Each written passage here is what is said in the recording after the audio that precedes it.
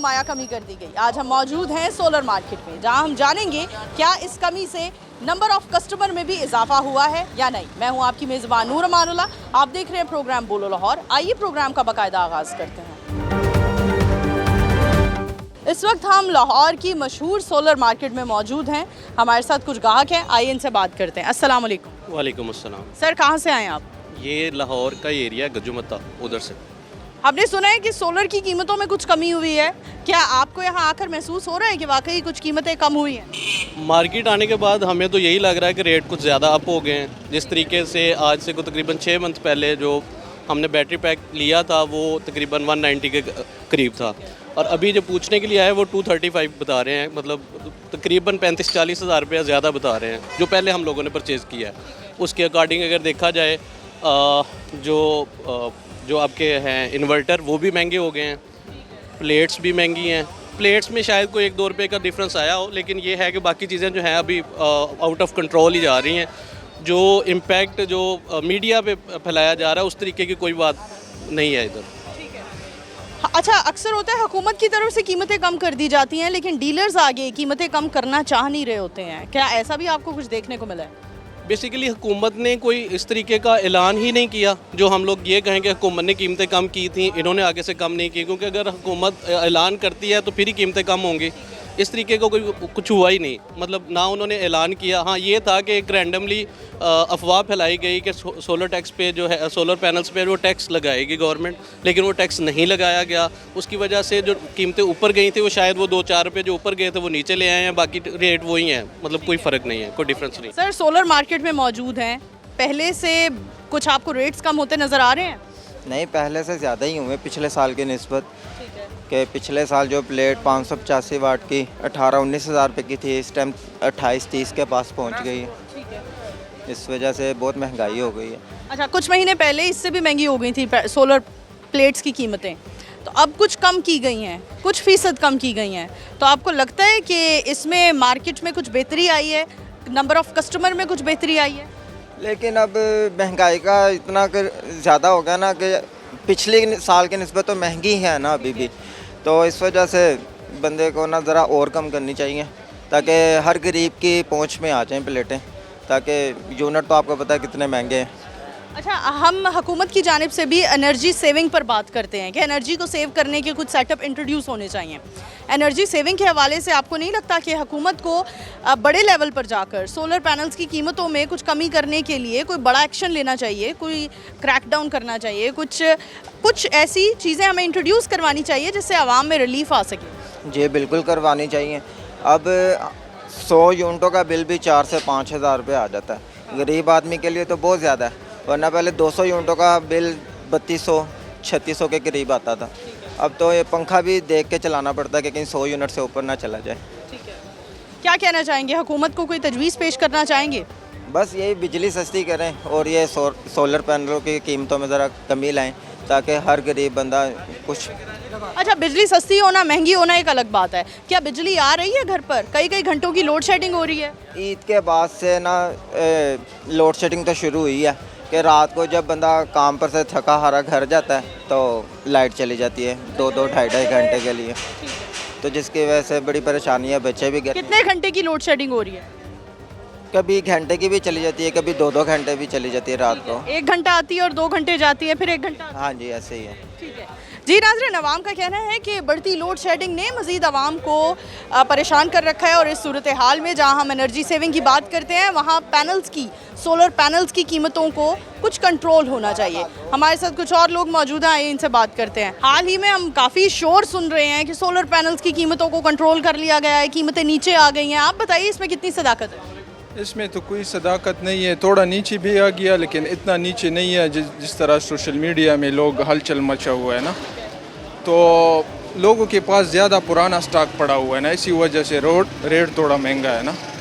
तो नया स्टॉक जब आ जाएगी तकरीबन 1500 से 2000, 2500 तक रेट में फ़र्क आ सकता है ना, पेट्रोल की वजह से भी, और ये ज़्यादा वजह हो सकती है ना। अच्छा, हुकूमत को सोलर पैनल्स की कीमतों को कंट्रोल भी करना चाहिए ताकि एनर्जी सेविंग सिस्टम की तरफ हम जा सकें, ठीक है? तो कैसे कंट्रोल कर सकती है हुकूमत को, क्या तजवीज़ देंगे? हुकूमत को ये तजवीज़ दे देंगे ना कि इस पे थोड़ा ध्यान करना चाहिए ना। कराची में जो रेट है चाइना के रेट में ज़्यादा फ़र्क होता है ना। चाइना में सस्ता पड़ता है ना, फिर कस्टम ड्यूटी इस पे आता है ना, तो फिर कराची से जब इधर तक आता है ना तो इस पे भी किराया ज़्यादा आता है ना।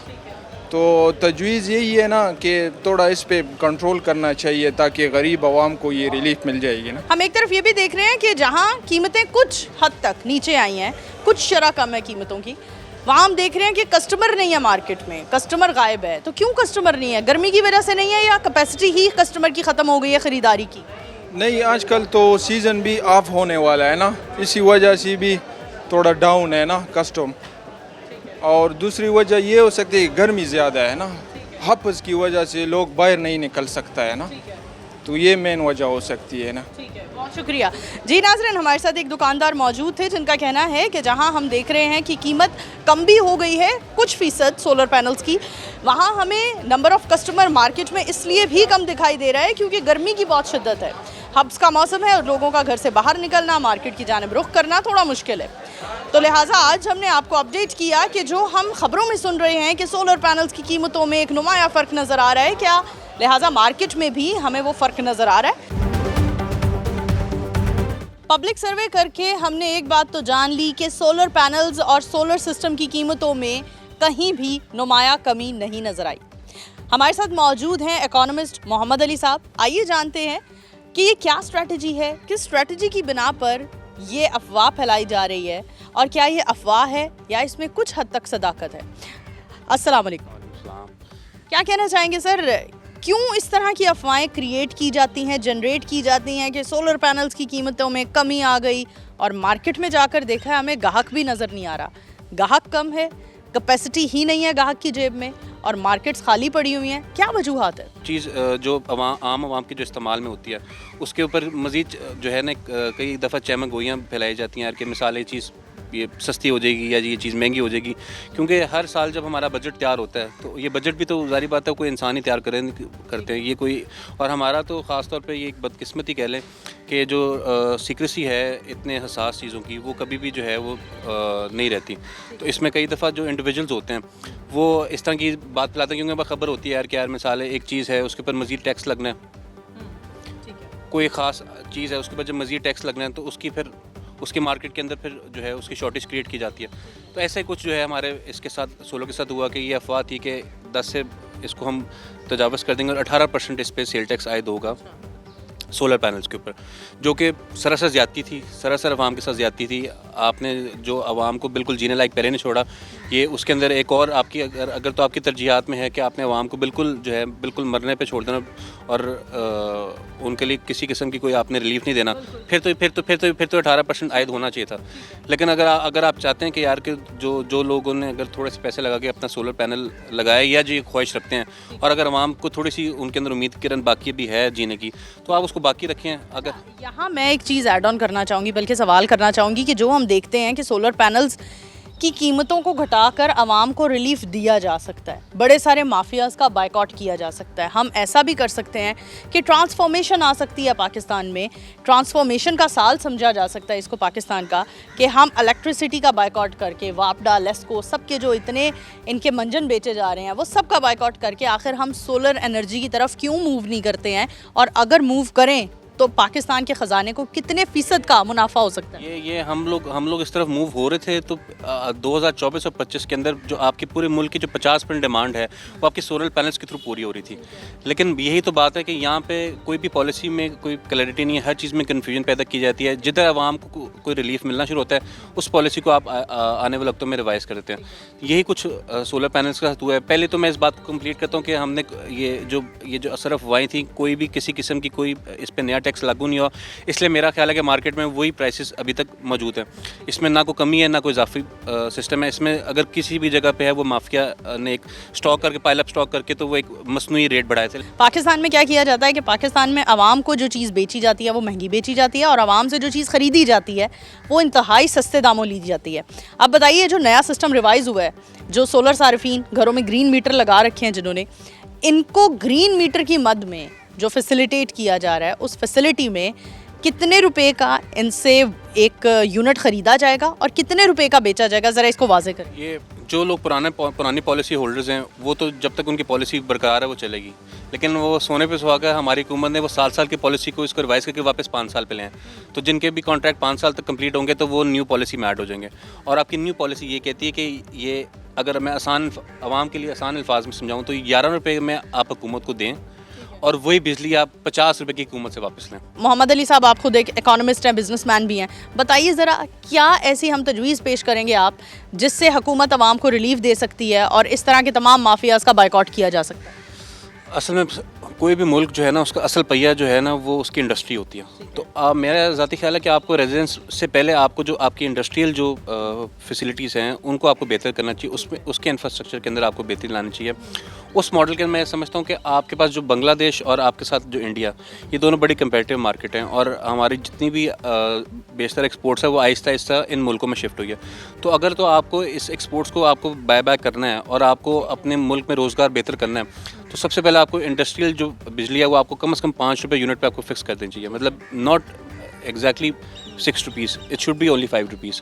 हुकूमत का टैरिफ, आवाम को रिलीफ देना, आवाम को सब्सिडी देना सब तो एक तरफ, हम लेस्को को कितने टैक्सेस पे करते हैं एक बिजली के बिल की मद में, और लेस्को हजरात की जानिब से जब भी आपके घर की बत्ती चली जाए, आप आजकल हम देख रहे हैं जब लोगों के ट्रांसफार्मर्स पर बहुत ज़्यादा लोड बढ़ गया है, तो जब ट्रांसफार्मर में कोई ख़राबी आती है तो लेस्को हजरात की जानिब से कोई अमला नहीं होता जो जाकर इलेक्ट्रीशियन हजरात जाकर उसको ठीक कर दें। उसके साथ कहा जाता है कि नया ट्रांसफार्मर अगर आप लोगों ने डलवाना है तो अपने अपने पैसे जमा करवाएं। हम बेशुमार शोज़ कर चुके हैं, अपने अपने पैसे जमा करवाएं, आप लेस्को हजरात को पकड़ाइए, अफसरान को पकड़ाइए और हम आकर आपका काम कर देते हैं। क्या लेस्को इतना अपाहिज हमारा अदारा हो चुका है कि लेस्को ये वज़न भी नहीं उठा सकता? हम इतने टैक्सेस पे कर रहे हैं, हमारे बिल में चौथा हिस्सा हमारे टैक्सेस का होता है, तो इतना अपाहिज अदारा हो चुका है। अपाहिज होने की क्या वजह है कि लोगों की रिपेयरिंग भी नहीं कर पा रहे हैं हम ट्रांसफार्मर्स? इसमें जो सबसे बड़ी बदकिस्मती है वो हमारे IPPs के साथ मुआहदे हैं। मैं आगे भी कई दफ़ा कह चुका हूँ कि जब तक आप इस IPPs मुआहदे को दोबारा आप रिवाइज़ नहीं करेंगे, ऑल्दो इस पर थोड़ा सा काम हुआ है लेकिन एक बहुत बड़ा जो चंक है वो अभी एक बोझ है वो अभी भी आवाम के ऊपर है। आप ये देखें तकरीबन आपका 2000 अरब रुपया जो है ना तकरीबन IPPs के साथ इन मुआहदों में आपका वर्क हो रहा है।